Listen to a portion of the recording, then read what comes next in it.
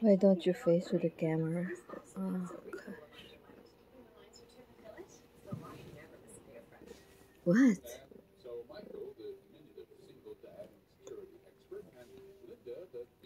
Good morning, good afternoon, good evening, good midnight to all my friends near and far. This is Marilyn, your friendly Filipina carpentera here in America. Together with me is my ever-loving cat, Dusty. Can you wave hi to them?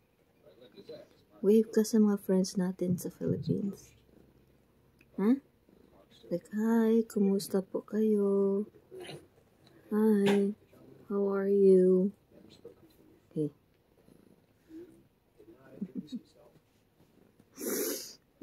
Guys, I hope everybody's doing okay. Sana nasa mabuti po tayong lahat ng kalagayan. I just woke up alas 12, almost 1 o'clock na ng hapon. Dusty, you, ang dirty ng ears mo. But anyway,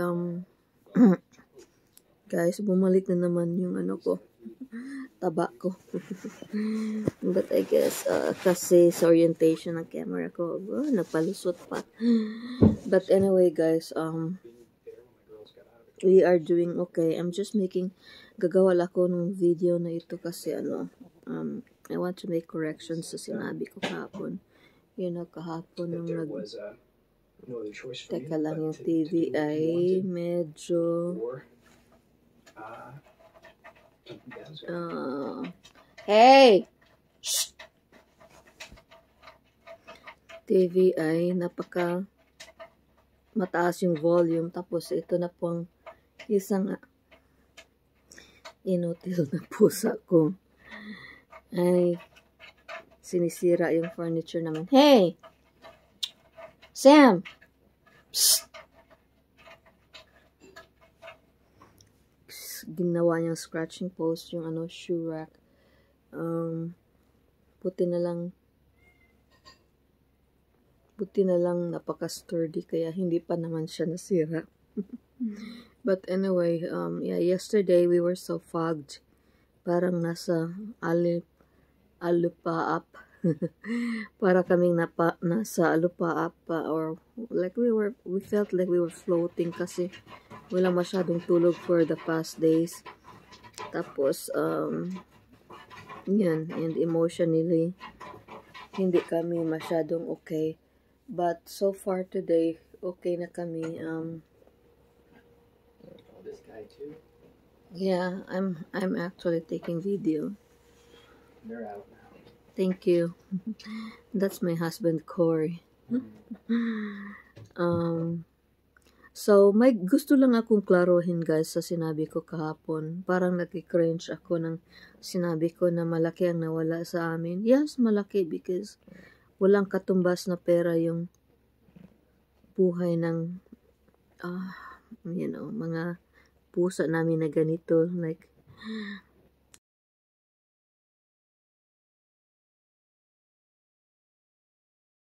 hey, Merry Christmas to you. Merry Christmas, Merry Christmas, Merry Christmas to you. But anyway, sorry. Kagising ko lang. I hope wala akong morning glory. But, yun. Saan nga ba ako? Sinabi ko na 200,000 plus pesos yung nagasto namin, which is incorrect po, guys. Correction please. Hindi po ganun kalaki yung nagasto namin, by God's grace. Salamat po, Lord. But of course, we would be willing to spend yung ganun kalaking amount kasi mahal namin yung pusa namin. And another correction is, hindi po out of pocket yun, guys, na ura-urada binayaran namin yung 200,000. Alam nyo, guys, utang po yun. May mga kasi, may mga companies dito, no? na nagpapautang, and wala po kaming ganong kalaking halaga. So, partial lang po yung nabayaran ng asawa ko. Siguro mga 1/4. Ewan ko. Hindi na gumagana yung yung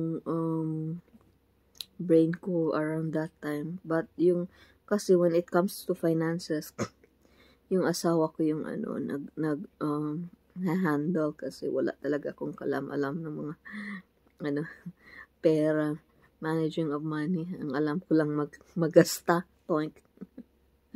Joke. But anyway, saan na nga ba ako? Yeah, we feel good today kasi nakatulog kami, and I just wanted to correct what I said yesterday, kasi hindi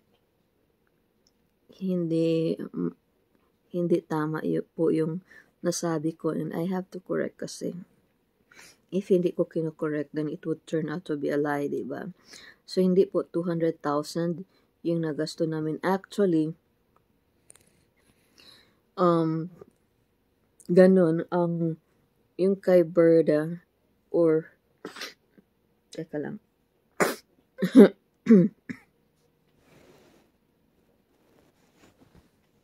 What? But anyway, ganun po yung computation ng doctor. Kasi sabi nila, sabi nung technician na pag ipa-MRI yung mga pusa namin, it was like $400 to $500 sa MRI lang. So, parang ganun yung magagasto namin. Tapos, in fact, over pa. Parang ganun yung magasto namin if we go to that route, kung ipa-MRI namin. Social, di ba, mga pusa dito may MRI pa. In fact, guys, may cardiologist pa yung mga pusa dito. So, pakita nila pa, we might go into the route of pakita tayo, hanap tayo ng, padala natin siya sa feline cardiologist. Siguro kayo na tatawa kayo at sabi niya, baliwon man mo, uy. You know, ano bang baliwon sa Tagalog? Makilatan kayo, guys, para pusa lang pero ganon talaga kami. We are cat crazy people, yung asawa ko at ako. But anyway, so, yun yung quotation yun po, guys. However, tapos it could have been more, kasi sabi ng doctor na the next day daw ipasa niya yung alaga namin sa internist. O, diba, may internist pa kasi something's going on with her stomach. So, yun. And, kung masave pa lang yung si Berda, especially, or lahat, silang dalawa, kung masave lang sila, guys, we wouldn't mind spending that amount. Again, wala kami pera po na ganong amount, like right out of hand. Pero may magpapautang na raming mga bangko dito na babayaran with interest, and we always go to that route pag na-short kami ng pera. So, siguro, dahil po, hindi natuloy yung pagpa-MRI niya, at saka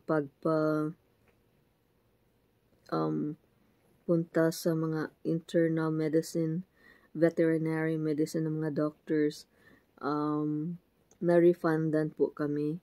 And, yung nabayad ng asawa ko from out of pocket, some were refunded kasi po namatay po siya. Wala po silang nagawa, hindi po nila natuloy po yung papunta sa mga specialista.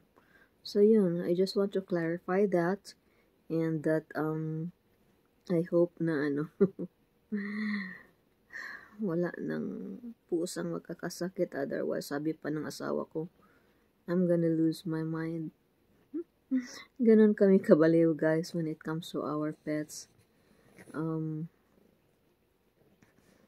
salamat for watching, and yun lang po. Stay tuned po sa next video kung magbi-video po ako nung kinumpronta ko po yung